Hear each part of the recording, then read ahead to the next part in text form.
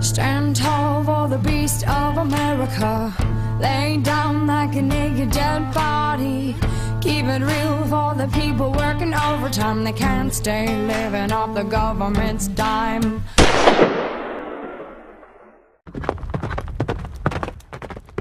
The air pumped out of my horse's nostrils was colder than the scorching hot desert air itself. The dirt being disturbed by the hooves probably will lay in place till the next rainstorm comes. However, this land probably hasn't seen rainfall in what I can assume months. My horse darting towards the mountains, me keeping my eyes open for any oasis, pond, or settlement nearby, so me and, most importantly, my horse can get a drink. My lips dry.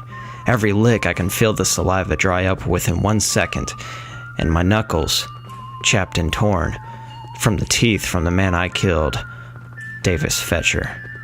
How are my knuckles chapped and torn from his teeth? I pummeled his face with my fist. I dug into his mouth with my blunt, yet rigid knuckles, to not only bust out his teeth, but to send his internal blood from his busted veins in his nose up to his brain. Davis Fetcher was a family man with a guilty conscience. He found interest in my 9-year-old daughter. He found the one time I didn't have my eyes on her. She came running home, crying, saying she escaped the man with the red bandana and the black snaked boots that could only be him in my hometown of Sherman. That night, I approached his home, where I saw him and his wife on the porch. Wrong place, wrong time. I took out my revolver and shot Davis Fetcher in the thigh, knowing he will soon die of blood loss from what the doctor called the femoral artery. I walked over to his crouched body. Davis was crying in pain. I took my right hand, and a quick jab to his face sent his head towards the wooden porch like a falling cannonball. The smack of his head reverberated enough that you couldn't mistake the contents inside his head for brain matter and tender tissue. I sent a few more punches towards his face, and at that point it felt as if my hands were punching porterhouse steaks. I forgot my brass knuckles that day, to say the least. His wife was screaming and crying. She told me not to hurt her, for she knew of all the things that he was doing and what he did to my daughter. Shocked as I was to hear that she knew, yet she didn't bother to tell me or tell a local sheriff, gave me all enough reasons to consider her as I considered her husband dead. I took my revolver, which had 5 rounds left, and I emptied all 5 into her body. I couldn't help but laugh as her lifeless body fell back towards the house and bounced ever so slightly forward, collapsing on the wooden porch. Her blood mixed with her husband's. Till death do you part. I approach Vale, and the saloon, named McHenry, is the tallest building standing in the small town of Vale. This was to be expected, for not many people are out here on the frontier. So why would I come here? Why would I flee my hometown without my family? My daughter, the only one I had, was taken from me by authorities. They found the body of Davis Fetcher and his wife as shots rang out across the land of Sherman. It wasn't long until people ran out of their homes to help whom they thought was an innocent Davis Fetcher and his beautiful wife. If you asked me, she had a bit of an underbite that resembled a fish pulled from its lower jaw by the world's strongest fisherman out of the Boston Harbor. Only something a mother could love. Maybe if I took extra time at the crime scene, I could have forced her jaw back towards her head and do her a favor as they lay her to rest later on. Anyways, I was seen leaving the area. The sheriff came to the correct assumption it was me, and the day after, they withheld my daughter as she was at her school. I had enough time to conclude what was going on after I didn't see my daughter return for some time. I peered outside my window to take a look that afternoon, hoping nobody was waiting for me to come out, and I hoped that they had hated Davis Fetcher as much as I did. But no. Instead, I saw out in the distance the sheriff and 3 other men approaching my home on horseback, and every resident in the town of Sherman split in half on each side of the road as their heads followed the trail of the sheriff and his men. I quickly ran out the back. I mounted my horse and escaped as the sheriff and his men saw me and commanded their horses to follow me. This only lasted till I went beyond the slope of the terrain on the outskirts of Sherman, where they stopped. The sheriff didn't put up much of a pursuit, probably thinking I would die of dehydration and a lack of shelter from the sun. Or worse yet, he gathered more men and water before commencing a pursuit onto me. I wasn't sure if I was being followed. I wasn't sure if I was going to die out here in this unforgettable frontier. But Vale, this town, was as close to heaven as I could get. As I looked at McHenry's saloon, I saw that the big white lettering contrasted with the woods so much you could probably easily spot this place during darkness, as long as the moon was out that night. I tie up my horse, whom I named Sesto. I find a barrel of water on the side wall of McHenry's. I open up the barrel by removing the entire top and move it closer to Sesto. Sesto plunges his head down towards the barrel and starts to drink like never before. I see a few locals looking in my direction, some talking to each other loudly with accents I've never heard. Some clearly were trappers by the hide they had stitched on their clothing. Many making their destination the same as mine, into McHenry's. I make my way inside McHenry's. The place is large and open, a bar directly towards the back. Conversations consumed the air as Vale locals filled the tables. Time to meet this bounty hunter, I said to myself. I approached the bar. The owner, McHenry, offers me a beer. Water? I ask. McHenry and the other bartenders laugh. Looks like your wife sent the dogs on you, he said to me. No wife. She was killed several months ago. I'm a free man, I jokingly say. They laugh again. McHenry pulls up a tall glass filled with frothy amber beer. No water here, lad? No water? I asked. That's a lie, 'cause my horse just found a whole barrel of water right outside. McHenry looked at me with piercing eyes and a slight smile. I say to him, there is a saying, a fisherman always sees another fisherman from afar. Where's your recent body, McHenry? You've got it stored somewhere, out of sight from the locals so nobody steals the body and claims it as their kill? Or was it the wrong guy that you killed and you're just afraid of getting caught, McHenry? McHenry looks at me some more. He laughs again. All right, lad. Come follow me. I follow him towards the downstairs. I knew that a man recently from England, coming all the way over to America and pursuing the challenges that lie awake in the western frontier, surely he is after riches. The more property he owns, the more problems arise. The more problems, the more bounties. No doubt this man named McHenry has it made. As me and the man McHenry walk down the stairs of the saloon, he points out into a corner. Ugh, I can smell a pungent odor before I can actually see anything. Oh, I know that smell. That's a few dead bodies you got under here. Nope, just one, McHenry says. Just one. I look over. A dark red color emerges out of the low light. I see an arm with a tattoo on it, some torn clothing, part of a torso, and a few other pieces of skin, what I assume are the feet. There's no face, McHenry. How do you expect to be rewarded? Right here. McHenry points at his arm. The tattoo. Supposedly, only one man in all of the frontier has a tattoo like that. McHenry mentions a bit about the Oregon Trail and how a bunch of people were gathered after being led the wrong way.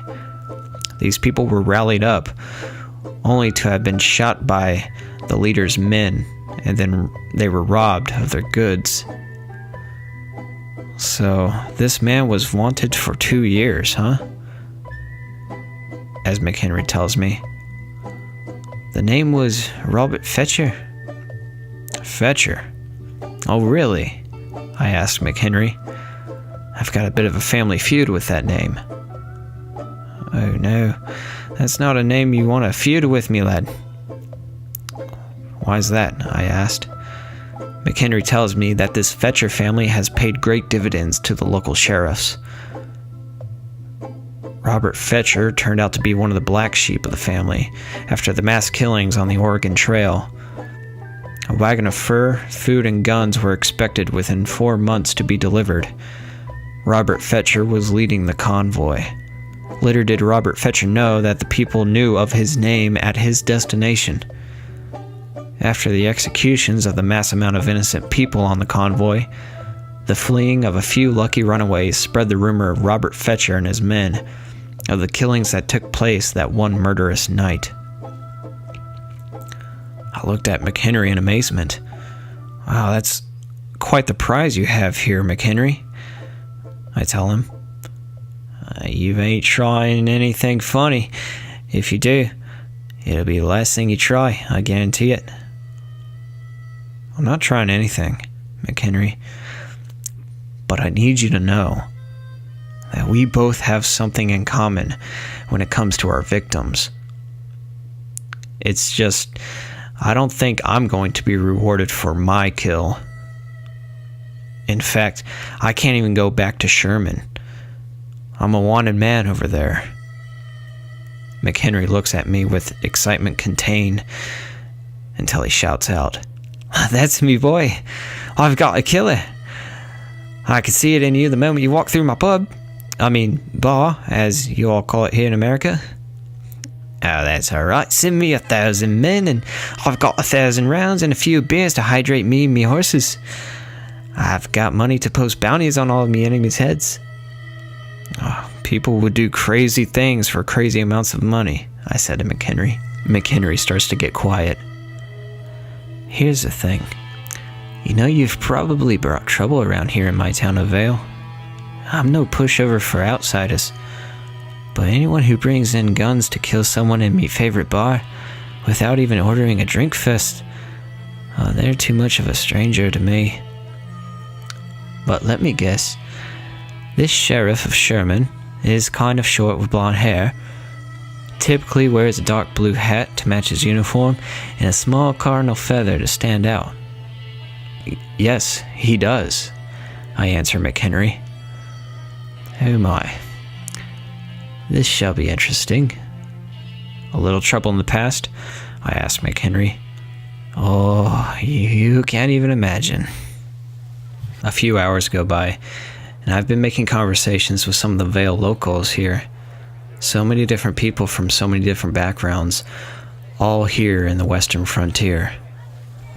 I didn't want to make it too obvious in front of the Vale locals, especially McHenry, but I've been pretty nervous of the idea that somebody could come in and take me into either custody or just end my life because I'm a wanted man in Sherman. The reason why I'm so nervous is because I will not go easily. I will fight back, and I will kill if I have to, in order to defend myself. And that's when somebody walks into the saloon. I hear somebody shout my name. "Vincent?" My name's Vincent, by the way. "I'm calling you out. Get out here."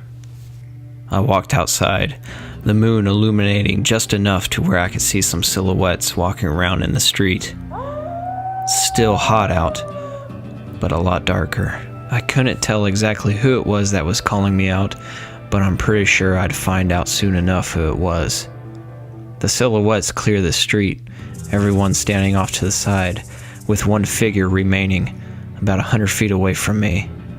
I could tell by his stance. This was the sheriff of Sherman, the man that used to stand for justice and peace, law and order in Sherman, is now going to be standing on the other end of my barrel.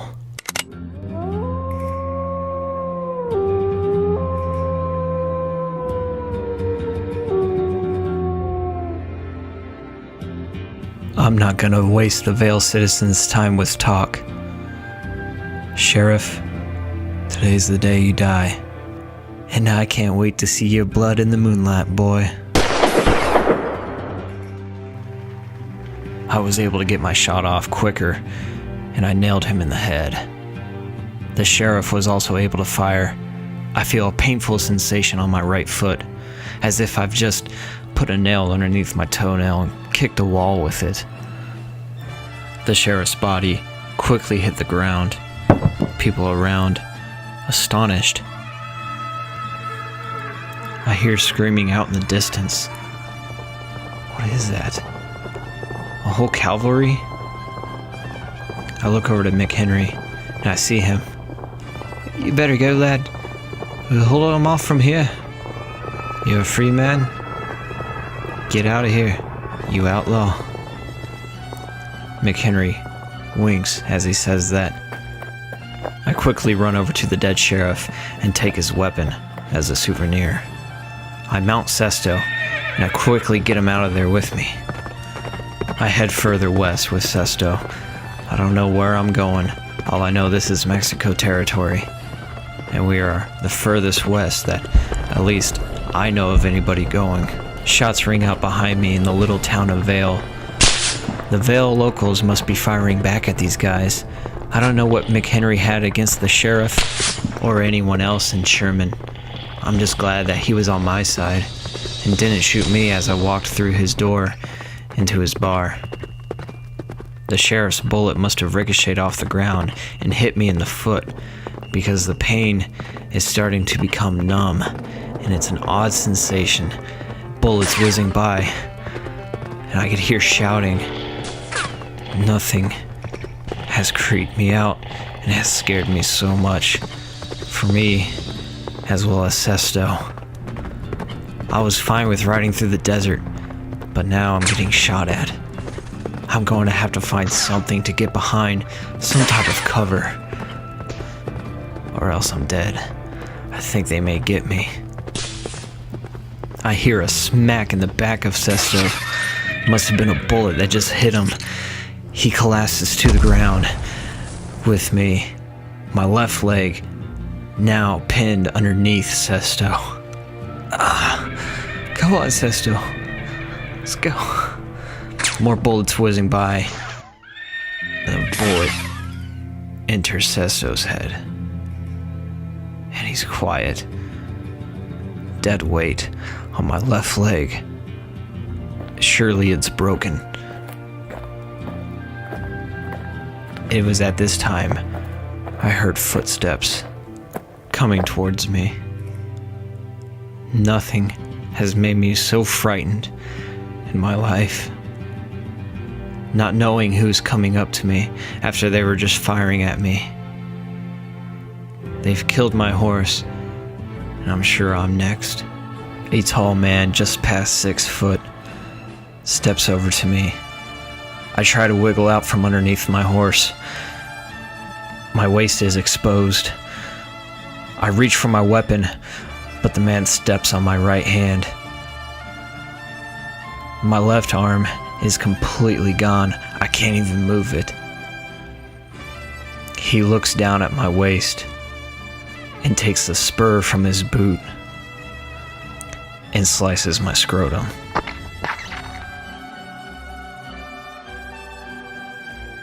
It's a shame I ran out of bullets when I was shooting at you. But I'm sure you're gonna die in this desert. The man sets down a bear trap right next to me, fully extended, ready to be used at any moment just by a little bit of pressure. I'll give you a choice. You can lay here and die of dehydration, or you could take the easy way out and go ahead, put your head in this bear trap. Seeing as though you can't really move, this will probably be the best thing for you. I guess you weren't gone very long, so they didn't put a price on your head. But this is pure vengeance. I don't really care about money. Only blood will pay for this.